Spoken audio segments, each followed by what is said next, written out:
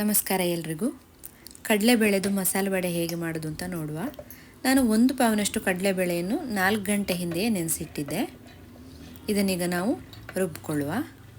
ಈ ನೆನೆಸಿಟ್ಕೊಂಡ ಕಡಲೆಬೇಳೆಯಲ್ಲಿ ಒಂದು ಸ್ವಲ್ಪ ಕಡಲೆಬೇಳೆಯನ್ನು ನಾವು ಎತ್ತಿಟ್ಕೊಳ್ಬೇಕು. ಉಳಿದದನ್ನು ರುಬ್ಬಿಕೊಳ್ಬೇಕು. ನೋಡಿ, ನಾನು ಇಷ್ಟು ಎತ್ತಿಟ್ಕೊಳ್ತಾ ಇದ್ದೇನೆ. ಇದನ್ನೀಗ ರುಬ್ಕೊಳ್ಳುವ.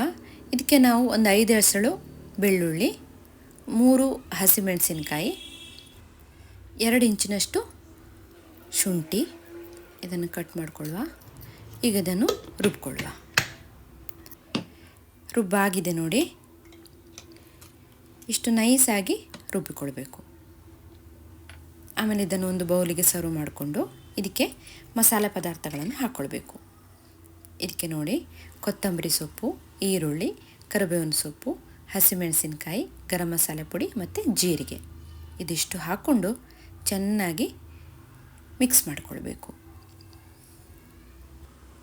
ಕಡಲೆಬೇಳೆ ಎತ್ತಿಟ್ಕೊಂಡಿದ್ವಲ್ಲ, ಅದನ್ನು ಕೂಡ ಇದ್ರ ಜೊತೆ ಹಾಕಿ ಚೆನ್ನಾಗಿ ಕಲಿಸ್ಕೊಳ್ಬೇಕು.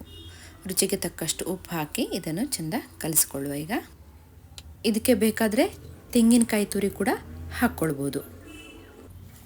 ನಾನು ಯಾವುದೇ ಅಡುಗೆ ಮಾಡೋದಿದ್ರೂ ಕೊಬ್ಬರಿ ಎಣ್ಣೆಯನ್ನೇ ಬಳಸೋದು.